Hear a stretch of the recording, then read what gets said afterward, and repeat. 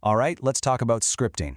We're going to dive into a really powerful and honestly kind of weird process from creator McGuire Brannon. Because if you want a perfect, smooth-flowing script for your next project, well, it turns out the secret is to start with a complete and total mess. You ready? Let's get messy. You know the feeling, right? We have all been there, just staring at that blinking cursor on a blank document. It's like this tiny, pulsing monument to your self-doubt. And there's just this immense pressure to write the perfect opening line, the perfect first paragraph, and it's completely paralyzing. But what if that whole approach is just wrong? And that brings us to this quote from McGuire Brannon, which is really the core idea for this whole explainer.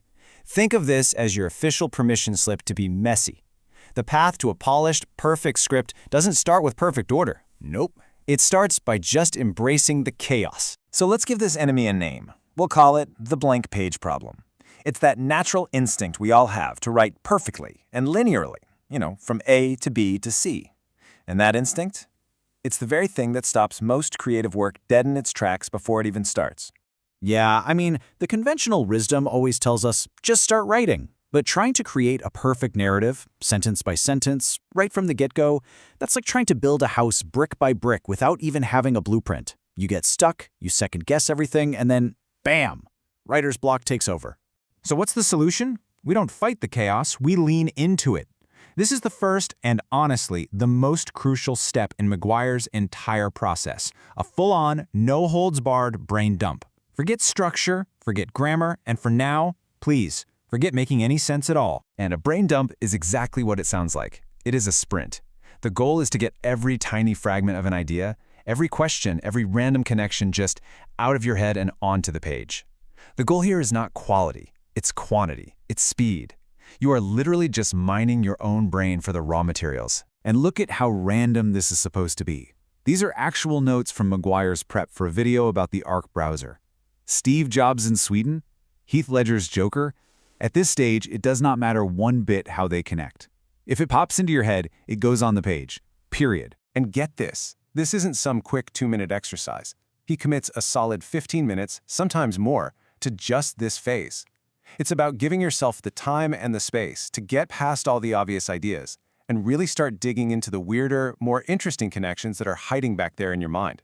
Okay, so you've done it. You've embraced the chaos. Your document is a beautiful, glorious mess of brilliant nonsense. What now? Now is when we find the method in the madness. It's time to actually forge a structure out of that stream of consciousness. But first, a really crucial pro tip: resist the urge to delete anything. Ideas that don't seem to fit the structure you're building, they're not useless. McGuire calls it a graveyard, just a section at the bottom of the doc where you park all the unused thoughts. This keeps your main workspace clean, but it makes sure no good idea is ever truly lost. And this, right here, is that transformation in action. A completely chaotic list of how he uses a browser, YouTube searches, Reddit links, Google Docs. It suddenly clicks into this elegant structure. He just noticed a pattern. Everything he did fell into one of 4 categories. And just like that, the blueprint for the entire video just appears. And this might be the most important part of the whole thing. You don't actually start writing until this structure is locked in. The brain dump and the organizing, that's the real work. The writing part is now just about fleshing out your categories. The blank page isn't scary anymore because you've already drawn the map. Okay, so your content is structured, it makes sense, but now, how do you make it sound like a human being is saying it and not a robot reading a script? This next step is all about scripting for the ear. So here's the big reveal. Yes, he uses a teleprompter. But the reason his delivery sounds so conversational isn't really about his reading ability. It's about how the script is written. He literally builds the delivery right into the text itself. And here are the 3 simple but totally brilliant tricks he uses. First, he uses parentheticals for asides. Second, he uses all caps to visually flag words that need emphasis. And third, he uses em-dashes to connect thoughts and break up that sentence rhythm. These aren't just grammar choices. They are performance cues that are baked directly into the script. And you can hear it from McGuire himself. He explains that things like parentheticals create natural dips in his voice. It forces a change in his tone and his pace, just like in a real conversation. It's such a simple formatting trick, but it completely transforms the delivery from a flat reading into a dynamic performance. So this entire process, from that chaotic brain dump all the way to a polished delivery, it all comes down to one powerful central idea. And it's a philosophy that can fundamentally change how you approach pretty much any creative project. So, let's just quickly recap the whole method. 1. Brain dump. Get it all out, no matter how messy. 2. Organize. Find the patterns and create your structure. 3. Write.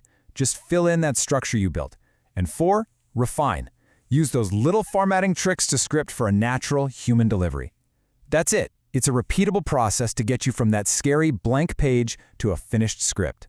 And look, if you take only one single thing away from this entire explainer, please let it be this. The outlining, the structuring, the brain dumping, that is the most important work. A great outline makes the writing part easy. The real hard work happens before you even think about writing a single perfect sentence. Which kind of leaves us with a final thought to chew on. We spend so much time and energy trying to become better writers, right? We focus on prose and vocabulary. But what if the real secret to unlocking your best work isn't about the words you choose at all, but about the structure you build before you ever write a single one?